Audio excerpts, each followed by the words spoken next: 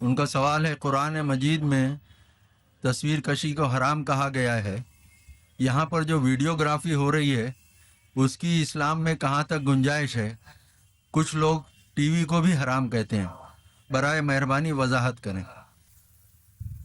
ایک تو آپ کو مغالطہ یہ ہے کہ قرآن مجید میں تصویر کشی کو حرام قرار دیا گیا، قرآن میں کہیں یہ حکم موجود نہیں، بلکہ قرآن میں تو حضرت سلیمان کے بارے میں آتا ہے کہ ان کے لیے جو جنات جو تھے ان کی غلامی میں وہ تماثیل بھی بناتے تھے، مجسمے بھی بناتے تھے، تو مجسمہ سازی بھی حرام نہیں تھی اس وقت۔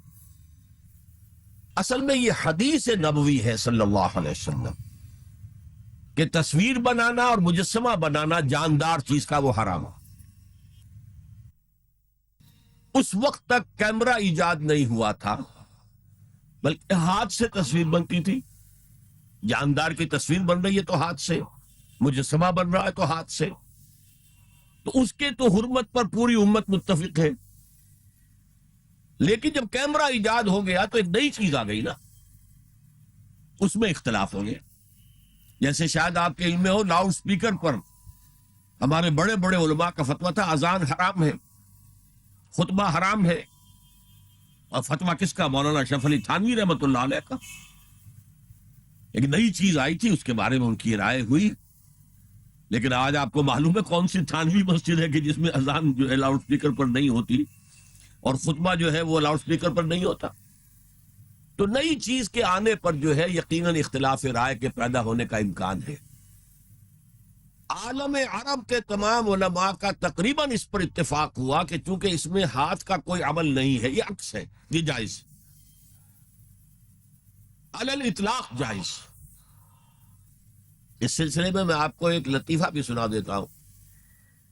پاکستان میں ایک علماء کی کانفرنس بھی ضیاء الحق صاحب نے کروائی تھی، پوری دنیا سے علماء آئے تھے، کراچی میں کانفرنس تھی۔ عبد الفتاح ابو غدہ رحمت اللہ علیہ بہت بڑے حنفی عالم تھے، عالم عرب کے حنفی عالم بہت بڑے، عبد الفتاح ابو غدہ۔ اور یہ اصل میں جو عثمانی حکومت تھی ترکوں کی خلافت والی، اس کے میں جو شیخ الاسلام تھے ان کے شاگرد رشید تھے، تو وہ ان سے ملنے کے لیے مولانا محمد یوسف بن نوری رحمت اللہ علیہ وہ گئے، تو ساتھ ہی دعوت دے آئے۔ وہ تو ہوٹل میں جا کر ملے، ساتھ ہی کہا کہ ہمارا وہ دارالعلوم ہے، وہ بھی آپ ذرا وزٹ کر لیجیے، دیکھ لیجیے۔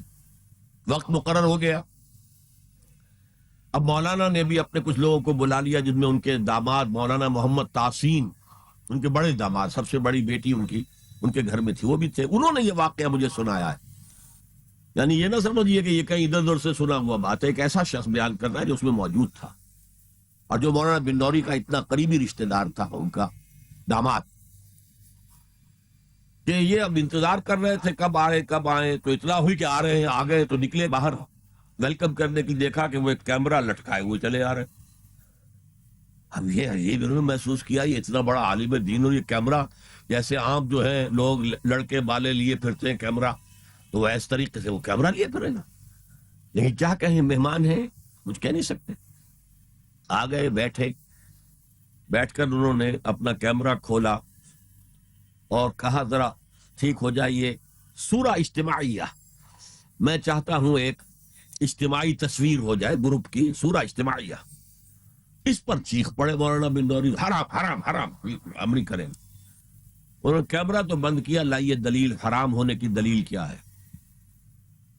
جو دلیل انہوں نے دی وہ کاٹ دی، جو دلیل دی وہ کاٹ دی، جو دلیل دی وہ کاٹ دی۔ آخر میں مولانا بن نوری کو کہنا پڑا کہ ٹھیک ہے یہ حرام نہیں ہے، لیکن یہ خلاف تقویٰ ہے۔ آپ نے کہا ٹھیک ہے، آپ اس پر قائم رہے، خلاف تقویٰ ہے، مجھے اس پر کوئی وہ نہیں ہے، لیکن یہ کہ آپ حرام کہیں گے تو مجھے دلیل دینی پڑے گی آپ۔